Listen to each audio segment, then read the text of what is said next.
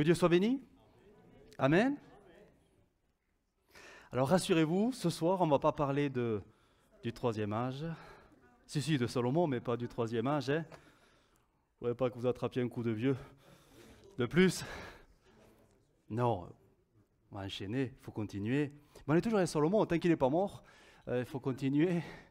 Mais on en arrive quand même à la fin de sa vie. On va lire 1 Roi 11. Ce texte, on les a lus la semaine dernière, mais on va relire quelques versets et prendre une autre direction. Direction importante. Pendant les chants, mon épouse a dit quelque chose de très intéressant. Dieu veut être notre Père, et on peut l'appeler Papa, etc. Mais vous savez qu'il y a une condition. Elle n'a pas dit la condition.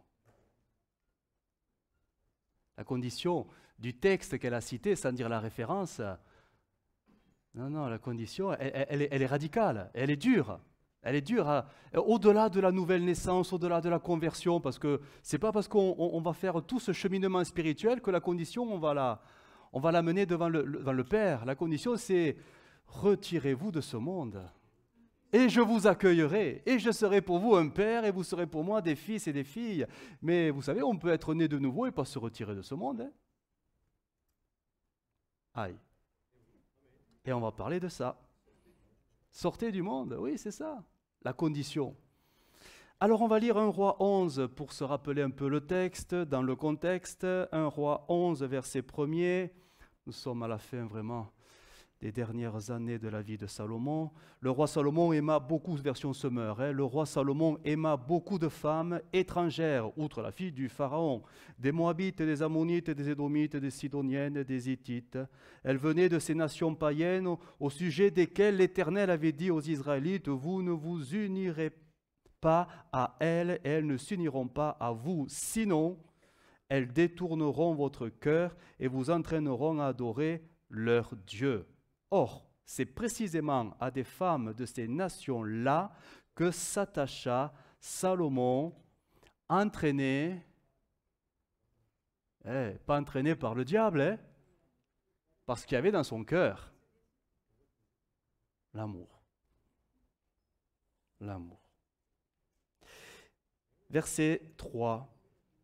Donc, conséquence, il eut 700 épouses de rang princier, et 300 épouses de second rang, et toutes ces femmes détournèrent son cœur. C'est terrible, hein? C'est terrible. Hein? On arrive à la fin de sa vie, on est au dernier chapitre de sa vie, et là on s'aperçoit qu'on est très loin des commencements où c'était beau avec Salomon, avec les révélations qu'il a eues, tellement il avait peur de mal faire qu'il priait le Seigneur, aide-moi, et là on en est vraiment à un constat terrible. Un cœur qui se détourne de Dieu, parce qu'il se laisse entraîner par... Alors, je ne vais pas dire les choses de ce monde. Dans le contexte, c'est les femmes de ce monde. Mais nous, ça va être les choses de ce monde. Salomon a été quand même, et ça c'est pas glorieux, hein, ça sera le premier roi. Il n'y en a eu que 2 avant lui. Hein. Il y a eu Saül et David. Donc c'est le 3e, mais c'est déjà suffisant pour qu'il soit le premier roi à un peu, on va dire, officialiser le culte païen en Israël. Juste à côté de la belle ville où était construit le glorieux temple de l'Éternel, et juste à côté, à l'est de Jérusalem, des hauts lieux où lui-même venait pratiquer le culte voué à ces dieux païens. C'est le verset 5. Il pratiqua le culte d'Astarté, la déesse des Sidoniens, et celui de Milcom, l'idole abominable des Ammonites. Alors c'est étonnant parce que d'un côté, son cœur il est complètement partagé. Il n'abandonne pas Dieu, parce qu'à côté, il adore Dieu. Mais à côté du culte dû à Dieu, il adore aussi ces idoles païennes jusqu'à leur élevé, c'est le verset 7 qui nous le dit, à cette époque, Salomon bâtit sur la colline à l'est de Jérusalem un haut lieu pour Kémosh, l'idole abominable des Moab, et pour Milcom, l'idole abominable des Ammonites. Il fit de même pour toutes ces femmes étrangères, pour qu'elles puissent offrir des parfums et des sacrifices à leur Dieu. Alors tantôt il est dans le temple de l'Éternel pour adorer le vrai Dieu, et tantôt il est sur les hauts lieux accompagnant ces femmes et pratiquant également ce même culte pour offrir également des parfums. On ne reconnaît pas Salomon, hein? Ça fait bizarre, hein? Cet homme qui a eu de belles expériences avec Dieu, et le voir maintenant se livrer à des choses aussi abominables. Mais ce qu'on va noter, c'est qu'il n'a pas abandonné Dieu, il ne tourne pas le dos à Dieu. Il s'est rajouté d'autres faux dieux. Il a le vrai Dieu qu'il adore et les faux dieux qu'il adore aussi. C'est ça qui est terrible, c'est ce mélange. Son adoration, et là on peut conclure la vie de Salomon ainsi, son adoration ne sera plus exclusive, vouée, dédiée au seul vrai Dieu. Non, il va adorer plusieurs dieux, le vrai comme les faux, malheureusement. Son cœur est partagé. Je disais, Salomon sera quand même, et c'est vraiment dramatique dans l'histoire d'Israël, le premier roi à ouvrir cette porte de l'idolâtrie. Il avait été averti, la loi de Moïse avertissait, surtout, attention à ces femmes étrangères, si vous alliez avec elles, elles vont venir avec leurs croyances, elles vont venir avec leur religion, et elles risqueraient de vous entraîner. L'avertissement, il était là, et Salomon, a comme fermé les yeux, parce qu'il savait ces choses-là, et entraîné par l'amour de ces femmes païennes, il se livrera à des choses aussi abominables. C'est vraiment étonnant, parce que c'est vrai qu'il n'y a eu que 3 rois, et c'est vrai que le plus terrible des 3, finalement, ça aurait été Saül. Saül a été vraiment... Mais même Saül ne l'a pas fait. La chose la plus abominable qu'il ait pu faire, c'est pas glorieux non plus, mais bon, il s'était détourné de Dieu. Même Dieu s'était détourné de lui. Il y avait vraiment une séparation, une rupture. Et parce qu'il se sentait vraiment seul, il s'est tourné vers l'invocation des morts. À un moment donné, il a eu besoin de consulter les morts, les esprits défunts, pour avoir une solution. Mais là, on est avec un personnage qui vit avec Dieu et qui tolère les faux dieux. Encore Saül, c'était clair, c'était net. Il n'y avait plus de vrai Dieu, il était rejeté de Dieu. Et là, on voit que il y aura ce mélange de choses bonnes et de choses moins bonnes qui est là. Et ça souille son cœur, et finalement Dieu lui dira que ton cœur n'est plus entier comme autrefois. Tout simplement. Ton cœur a été souillé, ton cœur n'est plus vrai, ton cœur n'est plus attaché à moi comme ton père l'a toujours été autrefois. C'est le verset 9 qui nous rappelle un peu cela, ça va s'afficher. L'Éternel qui était apparu 2 fois à Salomon s'irrita contre lui parce que son cœur s'était détaché de l'Éternel, le Dieu d'Israël. Verset 10, il lui avait pourtant donné des ordres sur ce point, lui défendant de s'attacher à des dieux étrangers, mais Salomon désobéit aux ordres de l'Éternel. Terrible, hein? La version Louis II traduira le verset 4, je vais le lire. Ainsi, alors, le verset 4, oui, Aneg, oui. Alors, ces femmes inclinèrent son cœur vers d'autres dieux, et son cœur ne fut point tout entier à l'Éternel, son Dieu, comme l'avait été le cœur de David, son père.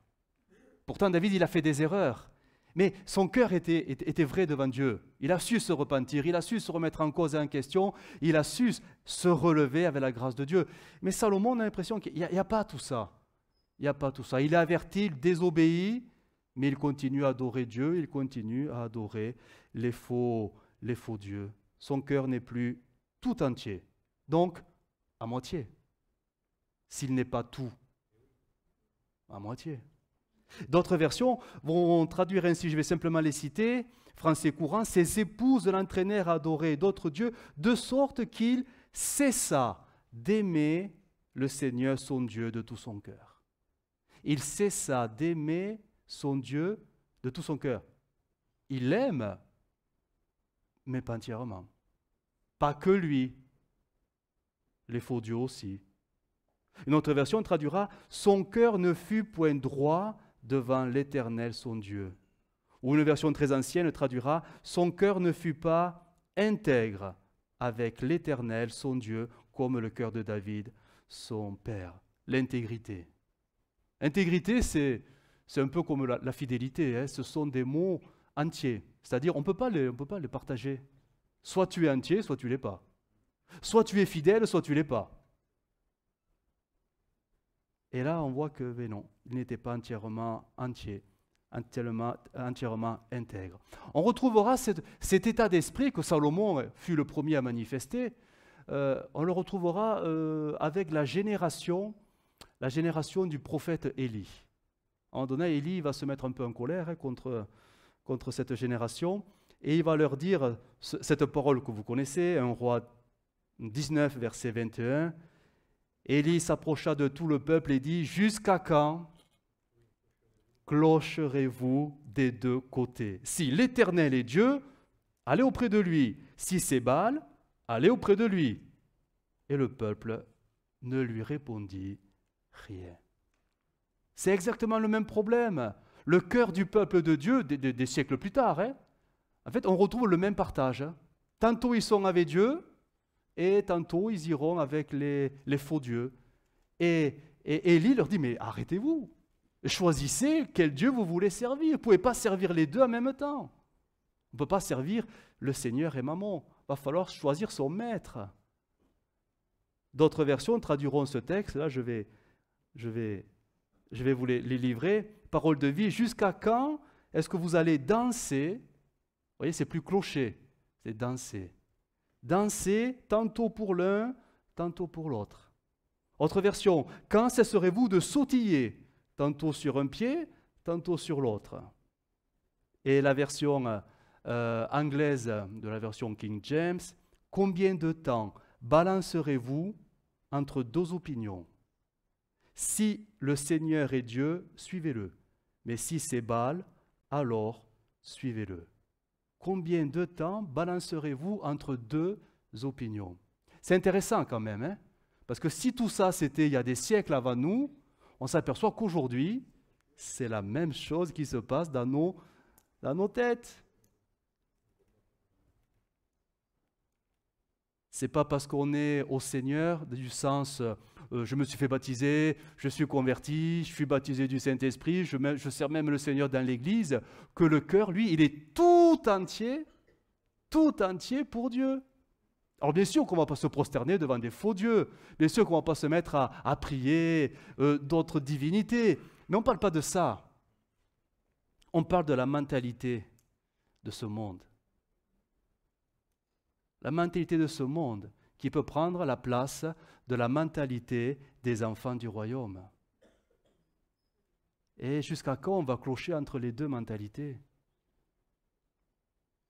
Beaucoup se comportent de la sorte entre les deux. Tantôt un enfant de Dieu, tantôt un enfant de ce monde. Tantôt ils pensent et raisonnent comme des enfants de Dieu, selon le royaume de Dieu, selon les règles du royaume de Dieu, et tantôt ils vont penser comme le monde, selon les principes de ce monde. Ben oui, mais jusqu'à quand ça va durer? À un moment donné, il va falloir choisir, du moins se positionner, parce que Dieu demande ce positionnement. Il va falloir choisir qui on veut vraiment servir. Il va falloir que nos cœurs deviennent intègres, c'est-à-dire faire un choix et s'y tenir. Hein. Il y a le balancement. Oh, pas vous, ben, vous, je vous connais bien maintenant, ça va. Vous êtes parfait, vous êtes parfait. Non, je me trompe? Vous m'auriez menti? Oh, moi qui vous croyais parfait. Ah zut. Bon, vous avez compris quoi. Mais le choix nous appartient. Le choix, c'est quelque chose qui se présente à nous tous les jours. Et c'est les circonstances de la vie qui vont faire que ce choix va s'affermir ou ça va être un saut de plus d'un côté à l'autre. C'est la vie qui va nous montrer, qui va révéler ce qu'il y a tout au fond de nos cœurs.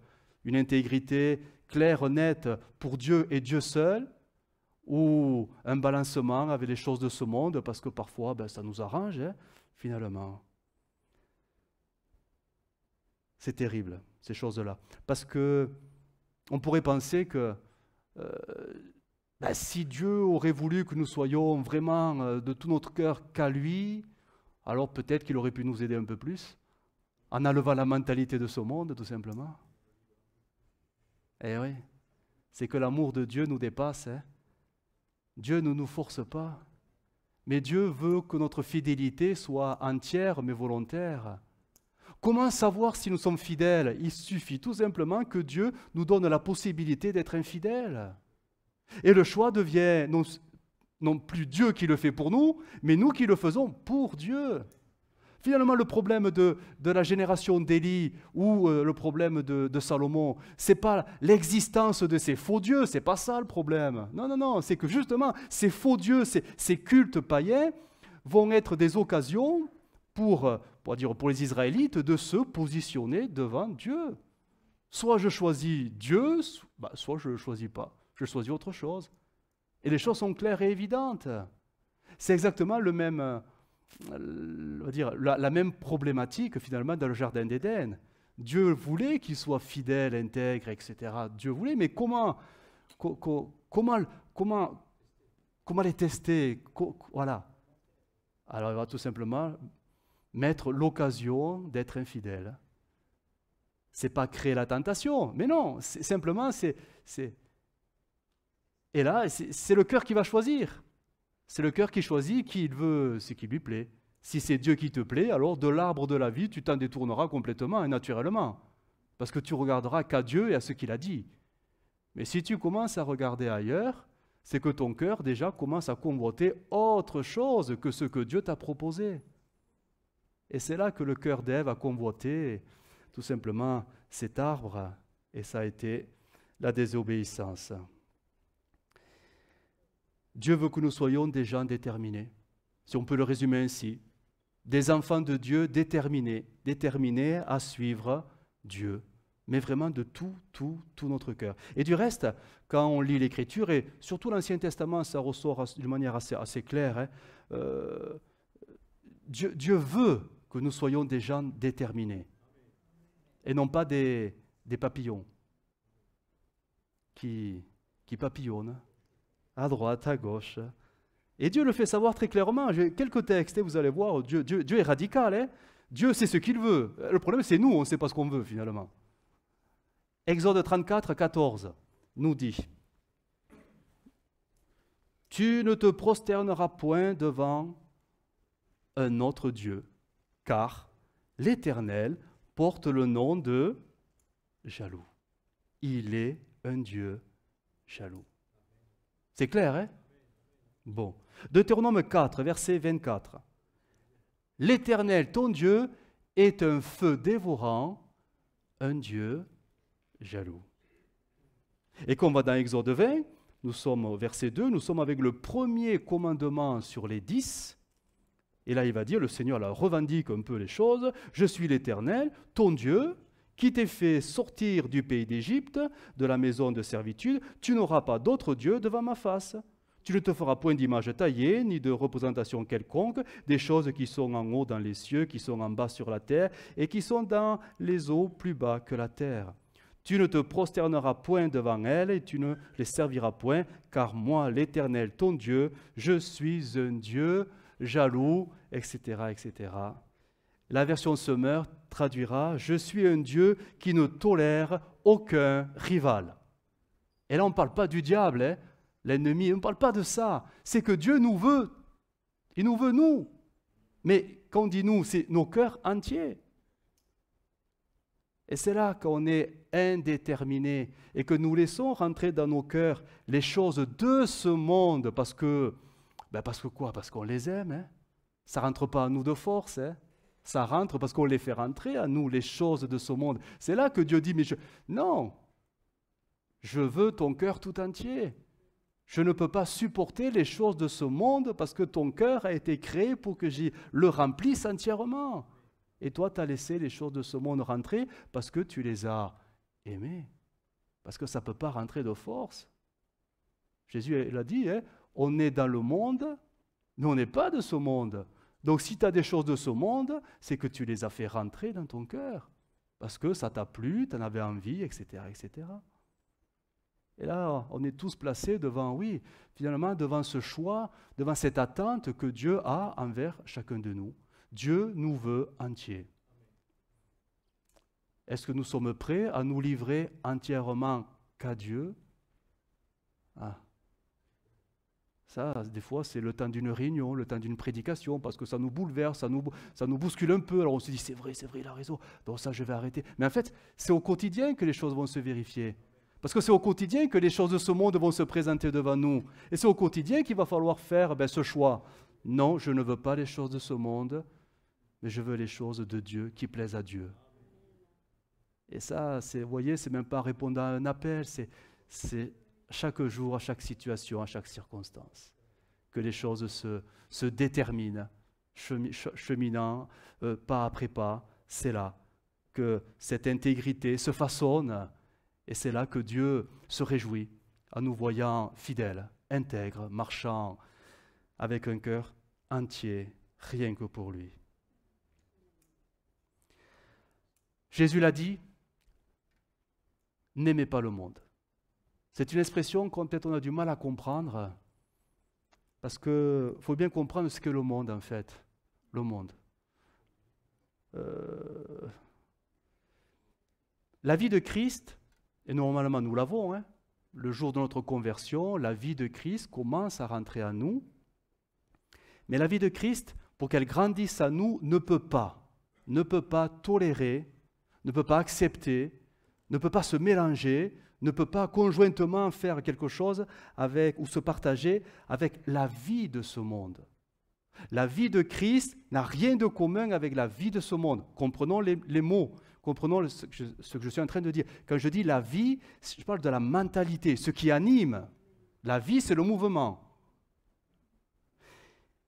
Je ne peux pas être en même temps animé de la vie de Christ et en même temps être animé de la vie de ce monde. C'est complètement paradoxal. Ce sont deux oppositions, on ne peut pas les mélanger. Elles ne se mélangeront pas. Et c'est là que parfois, des enfants de Dieu peuvent se tromper eux-mêmes, croyant que, de temps en temps, voilà, je suis un bon chrétien parce que je vais à l'église, à toutes les réunions, je prie, là. Mais si à côté, tu fais des choses selon ce monde, en fait, toi, tu crois que tu arrives à ménager la chèvre et le chou. Mais en fait, aux yeux de Dieu, c'est pas bon du tout. Tu te trompes. Dieu ne te reconnaît pas comme son enfant parce que tu prends plaisir aux choses de ce monde et tu vis selon les choses de ce monde. C'est dur là ce que je dis, hein? Ouais. Alors, est-ce que la Bible en parle? Oui, un peu quand même. Hein? 1 Jean 2,15, vous allez voir. Parole vivante. Parole vivante. N'aimez pas le monde, ni rien de ce qui fait partie du monde. Si quelqu'un aime le monde, l'amour pour le Père n'a pas de place dans son cœur. Nous revenons à l'intégrité, nous revenons à ce qui est entier, un cœur entier. Je ne peux pas partager cette réalité, elle ne peut pas se partager. Même si toi tu crois que tu arrives à concilier un peu les deux, mais en fait tu te trompes. Aux yeux de Dieu, non. Dieu il dit non, ton cœur n'est pas vrai. Alors il y a des mots pour dire ça, hein. Tu es religieux, tu es faux, tu es hypocrite, tu es, voilà, légaliste, mais tu n'es pas mon enfant de cœur, parce que ton cœur est partagé. C'est rude, hein? Ouh là là. Verset 16, en effet, tout ce qui fait partie du monde, alors, tout ça c'est intérieur maintenant, les mauvais désirs de l'homme livré à lui-même, la soif de voir et de posséder, ce qui attire nos yeux, ainsi que l'orgueil inspiré par la richesse et la puissance, tout cela ne vient pas du Père, mais vient du monde, de la mentalité de ce monde. Ces choses-là, c'est ce que tout le monde recherche naturellement, parce que ça fait partie bon, je ne vais pas dire des valeurs, mais des choses qui sont à nous tout simplement. Et ce tiraillement qui est à nous, forcément, parce qu'on a été arraché de ce monde, Il y a toujours un tiraillement en nous. Même si on n'est plus du monde, il reste des choses. Il reste des choses quand même. Il reste des choses. Et plus on veut grandir dans les choses de Dieu, le royaume de Dieu, plus il y aura ce tiraillement naturellement qui se fera parce que nous sommes d'origine terrestre de ce monde. Même si nous sommes nés de nouveau, nouvelle naissance, il y a quand même cette dualité, elle est toujours là. Elle est toujours là. Alors, des fois, elle ne se manifeste pas trop, mais c'est les circonstances de la vie qui font que parfois ça ressort. Ça ressort selon les choses qui sont en nous, dans notre cœur. Et ce tiraillement, ce n'est pas ça que Dieu condamne. Ce n'est pas le tiraillement, certainement pas, parce qu'il nous dit, même Pierre nous dit, dans 1 Pierre 2,11, « Je vous exhorte comme étrangers, voyageurs sur la terre, à vous abstenir des convoitises charnelles qui font la guerre à l'âme. » Ce tiraillement, c'est cette guerre. Elle est normale.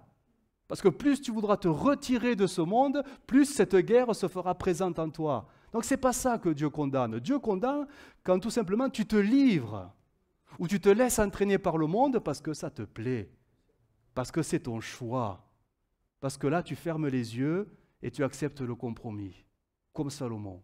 Il savait très bien les risques et les dangers, il les savait, mais il a fermé les yeux.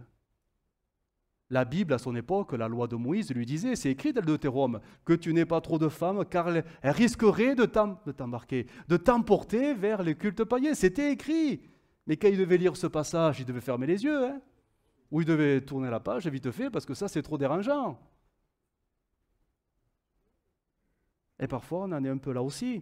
Il y a des choses, ça nous pique parce qu'on n'est pas au clair avec Dieu. Il y a des choses, ça nous agace parfois de les entendre, de l'estrade, parce qu'en fait, on n'est pas au clair avec Dieu. Quand on est intègre avec Dieu, normalement, ce que je suis en train de dire ne dérange pas, mais réjouit. Quand ça commence à irriter, à agacer, c'est que peut-être, là, il y a quelque chose qui n'est pas clair aux yeux de Dieu. Toi, tu ne le vois peut-être pas, parce que tu te dis, ouais, ça va, tout va bien. Non. Là, ça montre que, voilà, ta réaction intérieure peut-être est là aussi pour montrer que les choses qui sont dérangeantes doivent aussi te mettre en position de « faut faire un choix et arrêter, hein, tout simplement ». Dieu ne condamne pas ce tiraillement, j'y reviens, mais Dieu condamne l'amour de ce monde. C'est pas pareil. L'amour de ce monde. Et Jacques, Jacques il est encore plus catégorique. Hein. S'il était là, je ne sais pas si on le laisserait prêcher, je crois qu'on le mettrait vite à la... Assieds-toi, calme-toi.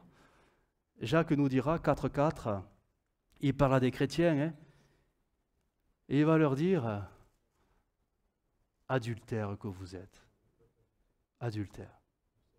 Ne savez-vous pas que l'amour de ce monde est inimitié contre Dieu? Celui donc qui veut être ami du monde se rend ennemi de Dieu. Ça va très loin, hein? Ah là, il est entier, Jacques, il est entier. Hein? Là, Dieu condamne l'amour de ce monde. Et il peut être en nous, parce que nous l'avons accueilli en nous. Et il s'est installé. Mais je ne peux pas être en même temps, et c'est ça qu'il faut comprendre ce soir, je ne peux pas être en même temps, je ne peux pas avoir en même temps la mentalité d'un enfant de Dieu qui suit les règles du royaume de Dieu, et en même temps, la mentalité de ce monde et suivre les courants de ce monde. Je ne peux pas. Je ne peux pas. Ça ne tient pas. Ça ne peut pas tenir.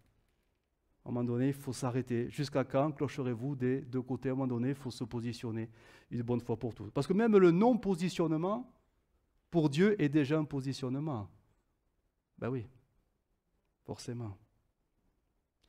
2 Corinthiens 6, 14 nous dit, ce sont des textes que nous connaissons, qui fait ce rapport de force. Mais en fait, il y a cette contradiction plutôt. Quel rapport y a-t-il entre la justice et l'iniquité? Ou qu'y a-t-il de commun entre la lumière et les ténèbres? Quel accord y a-t-il entre Christ et Bélial? Ou quelle part a le fidèle avec l'infidèle? Quel rapport y a-t-il entre le temple de Dieu et les idoles? Il n'y en a aucun. On ne peut pas les concilier, on ne peut pas les mélanger.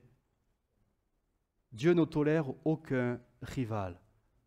Par contre, nous sommes parfois très tolérants, arrangeant, selon nos convenances, hein, selon nos convenances. Voilà. Paul a vraiment exhorté, et dans ses épîtres, ça ressort vraiment, hein, les chrétiens à rejeter la vie de ce monde, pour s'attacher exclusivement et essentiellement à la vie de Christ. Et ça, c'est un choix. C'est le choix que nous faisons ou que nous ne faisons pas. Mais c'est le choix que Dieu attend de chacun de nous. Romains 12, verset 2, nous dira parole vivante. Ne vous coulez pas simplement dans le moule de tout le monde, ne conformez pas votre vie aux principes qui régissent le siècle présent. Oh là, je ne vais pas tout lire, mais ne conformez pas, c'est la deuxième phrase, hein, ne conformez pas votre vie aux principes qui régissent le siècle présent, c'est-à-dire ce monde. Là, je me suis un peu attardé. Finalement, quels sont les principes ou quelles sont les lois qui régissent ce monde que Dieu ne peut pas accepter et tolérer, mais que nous, parfois, ça nous arrange un peu? La réponse, finalement, on la trouve dans Romains 7, au verset 19. Je vais le lire dans Parole de vie. Et là, on est face à un principe, à une loi. C'est comme ça, on ne peut pas la changer. Hein. Il n'y a que Dieu qui peut la changer. En effet, elle est là, cette loi. Le bien que je veux, je ne le fais pas. Et le mal que je ne veux pas, je le fais. Si je fais ce que je ne veux pas, ce n'est pas moi qui agis, mais c'est le péché qui habite en moi. Verset 21. Ainsi, je découvre donc cette loi. Quand je veux faire le bien, c'est le mal qui se présente à moi. Au fond de moi-même, la loi de Dieu, c'est-à-dire la vie par le Saint-Esprit, tout ça, ça me plaît, mais je trouve dans mon corps une autre loi. Elle lutte contre la loi avec laquelle mon intelligence est d'accord. Cette loi me fait prisonnier de la loi du péché qui est en moi. C'est terrible, hein? Et on parle des chrétiens, là. Hein? On parle du chrétien qui est d'accord, qui veut, qui aspire aux choses du Seigneur, aux choses spirituelles. Hein? Je suis d'accord avec mon intelligence, je veux que le Saint-Esprit me guide, je veux être rempli du Saint-Esprit, ok, on est tous d'accord là-dessus. Sauf que, Paul dit, je découvre en moi, dans ma nature essentielle, c'est-à-dire profonde, humaine, charnelle, tout simplement, une autre loi qui me domine malgré ce que je souhaiterais. Même si je souhaite que des choses spirituelles, je découvre en moi une autre loi qui m'attire que sur des choses terrestres, charnelles et humaines. C'est quoi? C'est la mentalité de ce monde. D'où ce tiraillement. Tout le temps, ce tiraillement, suivant les situations qui se présenteront. Il y aura les choses de l'esprit qui seront peut-être, qui vont nous revenir, et les choses de ce monde qui seront là, qui vont nous attirer. Et finalement, tout est là, tout se présente là, et c'est en fait qui on va laisser gagner? La loi de ce monde, le péché, ou la loi de Dieu, le règne du Saint-Esprit. Et ça, c'est nous qui le déterminons, voilà, en résistant ou pas, ou en s'opposant ou pas. Mais tout est dedans, tout est à nous. C'est terrible cette affaire-là. Hein? C'est terrible. Hein? On peut être de très bons chrétiens, très spirituels, lire la Bible toute la journée, du matin au soir, servir dans l'église tous les jours, 24 heures sur 24, mais on restera essentiellement et fondamentalement des êtres humains. Ah oui, on n'est pas des anges, hein, certainement pas. Et on n'est pas encore de corps spirituel, pas tout à fait encore. Mais tant qu'on est terrestre de par nos corps, cette loi, elle est à nous. Elle est à nous. Elle fait la guerre avec le principe de la vie de Christ, suivant les situations que nous rencontrons. Mais c'est nous qui déterminons quelque part qui va l'emporter. C'est nous, selon où notre cœur va balancer. Alors parfois, il y a des choses de ce monde, c'est un peu grossier, on sait très bien, non, ça on le rejette. Ça ne plaît pas à Dieu, c'est pas possible. Mais parfois, le monde nous présente des choses, si j'étais pas chrétien, ça m'arrangerait bien. Non, ça vous est jamais arrivé de dire ça? Si j'étais pas chrétien, la voiture en face, je la doublerais. Parce qu'il roule à 40 là, et c'est 110, bonhomme. Hein. Non, ça n'est jamais arrivé, ça arrive qu'à moi. Il n'y a que moi, punaise, il n'y a que moi. Ouais.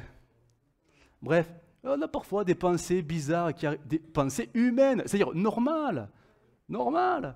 Là, c'est qu'un exemple, hein, le code de la route, c'est qu'un exemple. Il y a tellement de choses qui se présentent à nous et on est quelque part face à un choix. Un choix, à un moment donné, voilà, est-ce que je cède à la, je ne vais pas dire à la pulsion, non, à l'envie. Ah, allez, c'est bon, ouais. Seigneur, ferme les yeux, c'est pas grave, je fais. Ouais, voilà.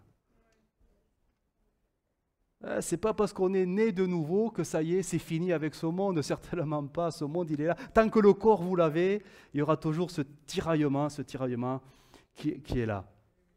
Mais la Bible nous dit que, c'est Romains 8, verset 2, je le relis, il va s'afficher. En effet,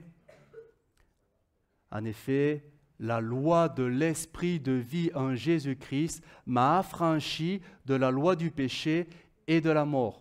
Ça veut dire que si je ne cède pas aux envies de ce monde, la loi de Dieu à moi me rendra plus fort. Elle me rendra plus fort. C'est-à-dire, ça ne va pas balayer la chose carrément, non, parce que ça peut revenir, voilà. Mais ça me permettra de ne pas succomber. La loi, alors la phrase, elle est particulière. La loi de l'esprit de vie en Jésus-Christ m'affranchit de la loi du péché et de la mort. C'est-à-dire que si je persiste à résister, l'esprit à moi me rend vainqueur. Et ça, c'est pas évident. Surtout quand notre cœur balance pour les choses de ce monde. Il y a des luttes, on n'est pas prêt à les livrer, parce que ça nous plaît bien quand même, encore un peu. 1 Jean 5, 4 nous dit, c'est exactement la même chose, mais différemment, non. Ce n'est pas celui-ci. Alors je vais simplement le lire. 1 Jean 5, 4. Tout ce qui est né de Dieu triomphe du monde, et la victoire qui triomphe du monde, c'est notre foi.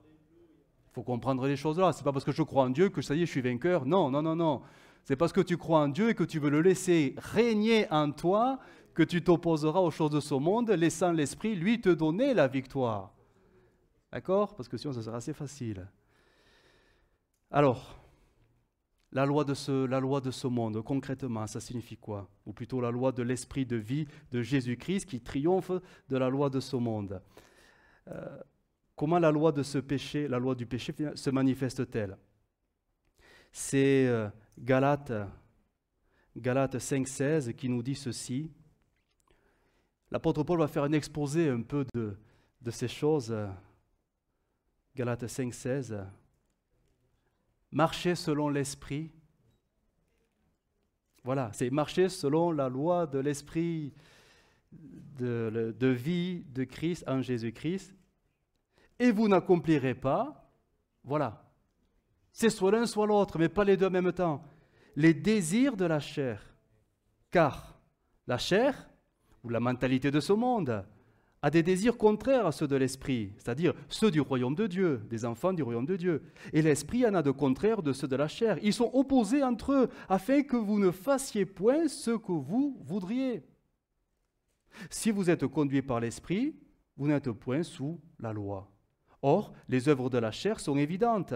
Ce sont, et là ce n'est pas exhaustif, c'est des exemples. La débauche, l'impureté, le dérèglement, l'idolâtrie, la magie, les rivalités, les querelles, les jalousies, les animosités, les disputes et les divisions, les sectes, l'envie, l'ivrognerie, les excès de table et les choses semblables. Je vous dis d'avance, comme je l'ai déjà dit, que ceux qui commettent de telles choses n'hériteront point le royaume de Dieu. Eh oui, mais le fruit de l'esprit, c'est l'amour, c'est la joie, c'est la paix, la patience, la bonté, la bienveillance, la foi, la douceur, la maîtrise de soi. La loi n'est pas contre ces choses. Ceux qui sont en Jésus-Christ, à Jésus-Christ, ont crucifié la chair avec ses passions et ses désirs. Cette crucifixion se fait tout simplement quand la loi de l'esprit de vie en Jésus-Christ l'emporte sur toute cette liste-là très charnelle, mais ce n'est pas exhaustif, parce que là encore on est devant des choses assez grossières, voire vulgaires, mais parfois le monde c'est beaucoup plus subtil. Mais même ces choses-là subtiles qui nous plaisent, il faut les crucifier. et les crucifier, c'est tout simplement laisser régner la loi de l'esprit de vie en Jésus-Christ, en nous, dans nos cœurs. Et tout ça se résumera par cette parole qui souvent est dite sans trop la comprendre, n'aimez pas le monde. Il faut comprendre ce que ça veut dire de ne pas aimer le monde. C'est de ne pas aimer la mentalité de ce monde qui empêche à l'esprit de régner en nous.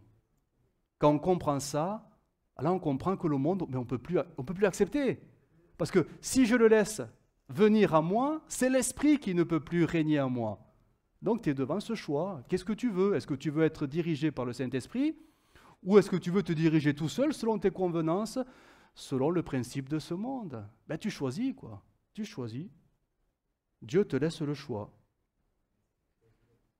Choisis la vie et non la mort.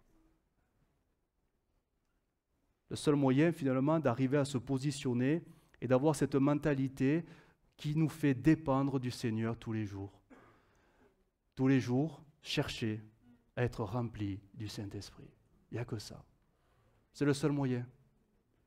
C'est pour ça que souvent on vous encourage à avoir un culte personnel, régulier, quotidien, parce que c'est là, auprès du Seigneur, que la loi de l'Esprit de vie en Jésus-Christ, finalement, domine de plus en plus à nous, parce que le Saint-Esprit, finalement, se renouvelle à nous. Mais moins on passera du temps avec Dieu, et moins s'il sera fort à nous, l'Esprit.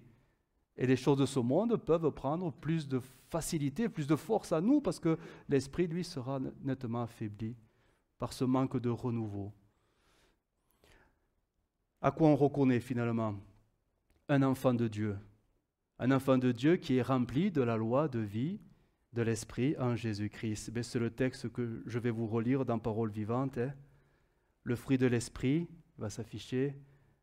Le fruit de l'Esprit, c'est l'amour, c'est la joie. Bon, jusqu'ici, on est d'accord.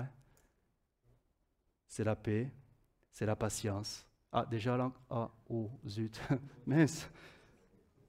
Le bon caractère. Oh, Seigneur Jésus. Je vais allonger mon culte personnel de quelques minutes, parce que là, de quelques heures. L'amabilité, la serviabilité, la bonté, la générosité, la fidélité, la confiance dans les autres, la douceur, la modestie, l'humilité, l'aptitude à céder, c'est-à-dire je ne résiste plus, je m'abandonne. Et à s'adapter aux situations. La tempérance, la chasteté, la maîtrise de soi. Et l'apôtre Paul terminera en disant au verset 25, « Puisque l'Esprit est la source de notre vie, laissons-nous aussi conduire par lui, suivons ses indications et agissons comme il le désire, c'est-à-dire que notre vie, elle aussi, soit spirituelle. » C'est beau, hein? Ah, punaise, hein? Puisque l'Esprit est la source de notre vie. Je ne sais pas si on peut tous le dire. J'espère qu'on peut le dire. Que l'Esprit, le Saint-Esprit, l'Esprit de Christ est la source de notre vie. Parce que si vous ne pouvez pas le dire, c'est que la source, elle est ailleurs. Hein? Ben, c'est le monde. C'est l'un ou l'autre. Hein? On ne peut pas avoir deux sources. On ne peut pas. Mais puisque c'est le Saint-Esprit que nous choisissons, puisque c'est Christ que nous choisissons, alors que notre vie devienne de plus en plus spirituelle. Et donc, elle sera de moins en moins charnelle. J'ose dire CQFD. Voilà, mais ce n'est pas si facile que ça. Hein. Seigneur, aide-nous. Je voudrais vous donner des exemples. Des exemples que Jésus a donnés, et c'est vrai que c'est des exemples très concrets de la vie de tous les jours. Ça ne plaît pas forcément à tout le monde, hein, parce que là, on se reconnaîtra tous un peu. Mais ça montre que pour que notre vie devienne de plus en plus spirituelle, il va falloir vraiment que je m'abandonne. Vous savez, dans ce renoncement à soi-même, l'abnégation, que je renonce complètement à moi-même, afin que le moi n'ait aucune force intérieure. Et on le retrouvera dans Matthieu 5, 38. Alors, ça va être un peu long, mais ça va s'afficher. Où Jésus fait une comparaison des choses qui sont dites, et maintenant que Jésus est là, les choses qu'il faudrait faire. Matthieu 5, 38, parole vivante. Vous allez voir. On va tous s'y reconnaître un petit peu. Hein. Vous avez appris qu'il a été dit un œil pour un œil, une dent pour une dent. Bon, œil pour œil, dent pour dent. Hein.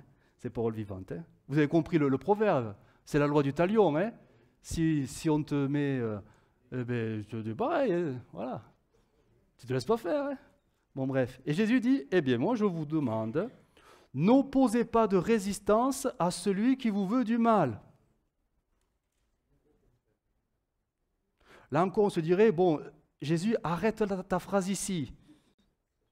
Et non, il va plus loin. Au contraire, si quelqu'un te gifle sur la joue droite, alors, selon le principe de l'esprit de vie en Jésus-Christ, tu présenteras l'autre joue. Là, il faut vraiment qu'il règne en nous, hein, l'esprit. Hein, parce que ce n'est pas naturel. Le naturel, c'est les principes de ce monde. Et ça, c'est très présent en nous. Encore, il ne faut surtout pas se laisser faire. Si tu en mets une, tu en mets 2, 3 ou 4, quoi, mais tu ne le laisses pas faire. Et là, Jésus dira, mais présente-lui aussi l'autre. Ah ouais, c'est dérangeant quand même. Hein. C'est très dérangeant parce que là, pour nous, on est dans la théorie. La théorie, on se dit, mais ça ne peut pas nous arriver, Seigneur, préserve-nous de ça. Quoique, si ça t'arrive, tu fais quoi maintenant? Ah, et si ça t'arrivait ce soir après la prédication? Ah, mince. Parce que si ça t'arrive, n'est-ce pas un test? Et si, parce que rien n'arrive sans le... Allez, c'est qu'un exemple. Il est rude, mais c'est un exemple. On ne va pas se laisser démoraliser par un exemple. On continue, hein, verset 40. Si quelqu'un veut te faire un procès, ça peut arriver. Pour avoir ta chemise, pourquoi pas? Eh bien, ne l'empêche pas de prendre ton vêtement. C'est-à-dire, tu lui donnes la chemise et un plus, ton manteau. Voilà, tu donnes tout. Ça t'évitera le procès, il sera content, et toi, tu es dans l'abnégation. Aïe, mince. C'est dérangeant de dire amen à tout ça. Hein. C'est pas naturel de dire amen. Mais je ne dis pas ça, c'est pas ironique. C'est vrai que c'est dérangeant.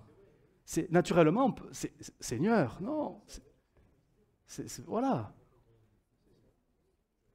Autre exemple. Et si quelqu'un vient te réquisitionner pour t'obliger à lui porter un fardeau sur 1 kilomètre, porte-le sur 2 kilomètres avec lui. Là, dans le contexte, c'était les Romains qui avaient un droit de dire, et toi, tu viens m'aider, hein, arrête de travailler ton champ, viens avec moi, prends mon barda, la militaire, et porte-le, moi je suis fatigué, il faut que je me repose. Ben, le Seigneur te dit, tu ne rechignes pas, tu souris, tu dis Amen, tu lui prends, et tu dis, j'en ferai même 2 avec toi, kilomètres. C'est pas naturel. C'est pas naturel, ces choses-là. On continue. Verset 42, donne à celui qui te demande. Ne tourne pas le dos à celui qui veut t'emprunter quelque chose. Oh. Vous avez appris qu'il a été dit, tu témoigneras de l'amour à ton ami et tu auras de la haine pour ton ennemi. Eh bien moi je vous dis, témoignez de l'amour à vos ennemis et priez pour ceux qui vous poursuivent de leur haine. Ainsi, vous vous comporterez vraiment, et là regardez, comme les enfants de votre Père céleste. Car lui, il fait luire son soleil sur les méchants aussi bien que sur les bons, et il accorde sa pluie à ceux qui font sa volonté comme à ceux qui ne la font pas. Si vous aimez seulement ceux qui vous aiment, allez-vous prétendre une récompense pour cela? Les truands, là aussi c'est fort, hein, eux-mêmes n'en font-ils pas autant? Et si vous réservez votre bon accueil aux gens de votre milieu, si vous êtes seulement aimable avec vos amis, que faites-vous là d'extraordinaire? Est-ce que les gens de tous les pays n'agissent pas de même? Vous donc, soyez parfaits. Parfait, ça veut dire, là littéralement, c'est accompli. Accompli. Comme si on était en fabrication. Mais c'est ça en fait, le Saint-Esprit construit notre vie spirituelle. Parfois il a du mal, hein, parce qu'il ne peut pas tolérer les penchants pour ce monde. C'est nous qui freinons sa construction. Mais si on le laisse faire par l'abnégation, alors on devient de plus en plus parfait, tout comme votre Père céleste est lui parfait. Voilà les lois du principe du royaume de Dieu. Elles sont difficiles, hein? elles sont contre nature. Elles sont contre nature, nature humaine, charnelle. Et pourtant, il n'y a que le Saint-Esprit qui peut changer notre mentalité pour que cela devienne possible, réalisable, non pas en se forçant et en serrant les dents, non, mais avec amour. Il n'y a que le Saint-Esprit. Il faut une transformation, une réelle transformation. Toutes ces situations-là présentées de vie nous poussent naturellement à ne pas se laisser faire, et c'est normal. De se défendre, ça paraît normal. De refuser les choses qui pourraient nous déranger sérieusement, ça paraît normal. Bon, on n'est pas quand même des paillassons, quoi. On ne peut pas se laisser faire. Et pourtant, Jésus dit, il dit que l'amour qui sera en vous, il viendra pas de nous, cet amour, il viendra du Saint-Esprit. Et plus il grandira, plus ces choses deviendront évidentes, parce que c'est la construction du Saint-Esprit. Et plus ces choses grandiront, plus la mentalité de ce monde, elle disparaît. Oh, elle reviendra, comme une vague, mais elle repartira si l'Esprit triomphe en nous. En fait, on est pour les yeux de ce monde, et ce n'est pas flatteur, mais c'est un peu Ésaïe qui l'a dit au chapitre 53, verset 7. Ça a été dit pour Jésus, ça sera exactement pareil pour nous. Voilà. Deuxième phrase, semblable, on est semblable à un agneau qu'on mène à la boucherie, à une brebis muette devant ceux qui l'attendent, il n'a point ouvert la bouche. Et face à ce monde, il faut devenir un peu comme ça. Et pas rentrer en guerre contre ce monde. Et surtout, ne pas aimer ce monde. Sachant que finalement, nos vies seront dans les mains du Seigneur et que rien d'insupportable ne peut nous arriver, mais tout ce qui nous arrivera sera là comme des épreuves, des tests, pour démontrer réellement si nous sommes réellement des enfants du royaume de Dieu ou des enfants qui balancent selon les situations, cherchant la facilité, mais des enfants qui sont sous les principes de ce monde et se laissent diriger par ces valeurs-là. C'est pour ça que Dieu parfois permet des situations difficiles dans nos vies. Vous savez, c'est la même situation que dans le jardin d'Éden, mais pourquoi Dieu a mis cet arbre-là en plein milieu? S'il avait enlevé, il n'y aurait pas eu tous ces problèmes. Si Dieu enlevait toutes les difficultés dans nos vies, il n'y aurait aucun problème, on serait tous de bons chrétiens. Mais c'est les situations difficiles qui démontrent que nous sommes de véritables enfants de Dieu. Et parfois, on peut se penser être de bons enfants de Dieu, mais au fond, on ne l'est pas parce que notre cœur n'est pas entier pour Dieu, mais des fois, on ne le voit même pas. Et c'est quand les choses ont été faites, quand les gestes ont été faits, quand les paroles ont été dites, quand les pensées ont été manifestées, qu'on se dit, mais pourquoi j'ai réagi comme ça? Mais pourquoi j'ai fait ça? Et on se trouve bête, Et ouais, mais ça montre bien qu'il y a des choses de ce monde qui sont là. C'est là. Et des fois, ça remonte selon les situations de la vie, tout simplement.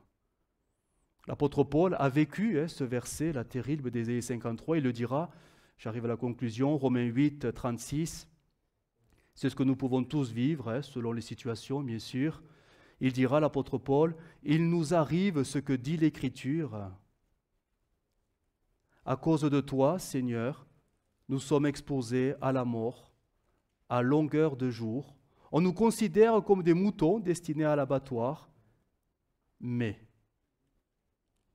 dans tout cela, nous sommes bien plus que vainqueurs par celui qui nous a aimés. Nous sommes plus que vainqueurs par la loi de l'esprit de vie en Jésus-Christ quand elle peut s'exprimer. Mais elle ne peut s'exprimer que si les choses de ce monde, la loi de ce monde ne trouvent pas de place en nous, alors le règne de l'esprit, lui, triomphe dans nos cœurs. Et Dieu en est glorifié. Je suis conscient que ce que je viens de dire est très, très, très difficile, mais c'est la parole de Dieu. Et on ne peut pas être enfant de Dieu simplement en venant à l'église, On n'est pas enfant de Dieu simplement en passant les étapes, vous savez, le baptême, etc., le témoignage, je suis baptisé du Saint-Esprit, je prie à l'église, je lis ma Bible. C'est très bien, hein, tout ça c'est de la piété, c'est très bien la piété, c'est très bien. C'est l'exercice de la foi, c'est très bien. Mais le fond du cœur, le fond des cœurs, c'est ça que Dieu veut voir, c'est ça que Dieu veut. Au-delà de notre piété, c'est notre cœur tout entier. Et il ne peut accepter notre cœur que s'il est vraiment intègre et vrai et droit. Les cœurs partagés, il ne peut pas. Il ne peut pas. Il ne peut pas. Il veut des cœurs entiers, des cœurs sincères, des cœurs qui sont sans compromis, des cœurs qui ne sont pas parfaits, qui sont en construction par le Saint-Esprit, mais des cœurs dans lesquels il n'y a pas de faille, dans laquelle les choses de ce monde se sont installées par amour de ce monde. Par amour de ce monde. On peut tomber. Bien sûr que ça peut nous arriver de tomber. Mais la Bible dit que l'Esprit nous relèvera. On s'en relèvera. On ne parle pas de ça. On parle de l'amour de ce monde. D'aimer les choses de ce monde. D'aimer la mentalité. Peut-être pas tout, certainement pas tout. Mais certains aspects de ce monde. Parce que ça nous arrange. Parce que ça nous convient. Parce que ça nous correspond. Je terminerai avec ces versets, Matthieu 5, 8. Regardez ce texte. Il est simple, il est clair, il est net. Heureux ceux qui ont le cœur pur. Pourquoi? Parce qu'ils verront Dieu. Alors là, on peut se dire, ouais, mais mon cœur, il est pur, je demande pardon pour tous mes péchés. Ok, c'est très bien. Regarde la parole vivante. Et là, ça va donner une autre tournure. Ah. Des cœurs sincères et droits. Ah ouais. Ils verront Dieu. Ils verront Dieu. Je termine avec Jacques 4, 4. Je voudrais le relire, ce texte, parce que je trouve que c'est peut-être l'un des textes les plus forts et les plus difficiles. Jacques 4, 4 nous dira ceci, « Adultères que vous êtes ».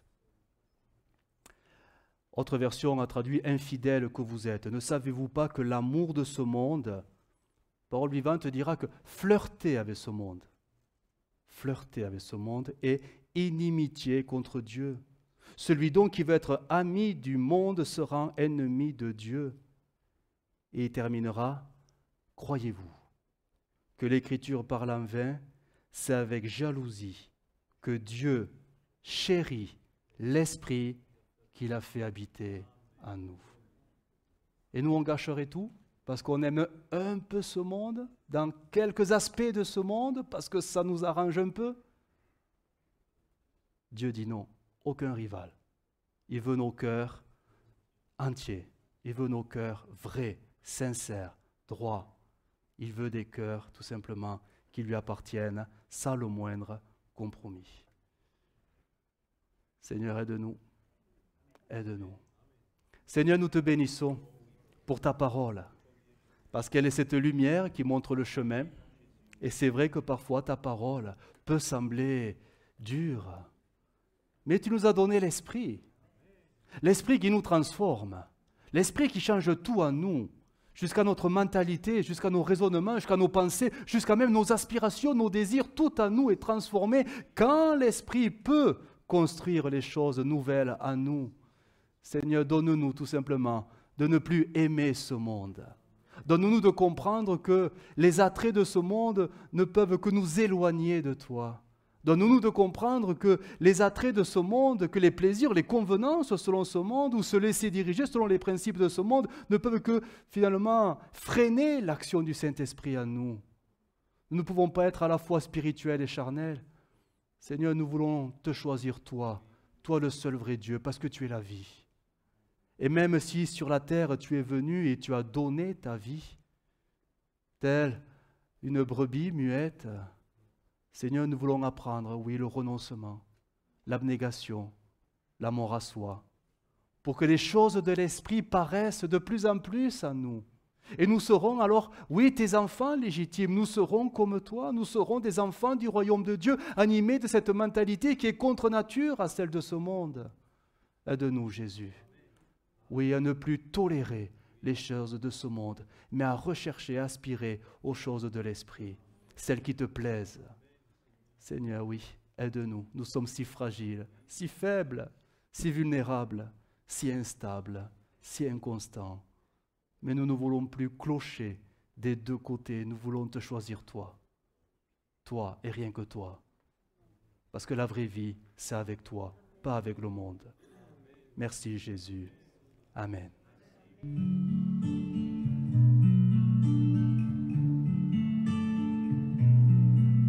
Well, I heard there was a secret chord David played and he plays the Lord, but you don't really care for music, do ya? Well, it goes like this: the fourth, the fifth, minor fourth, major lift, the baffled king composing hallelujah, hallelujah, hallelujah, hallelujah,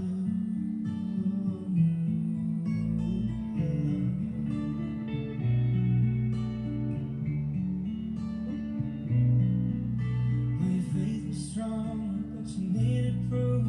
You saw her bathing on the roof, her beauty in the moonlight overthrew you.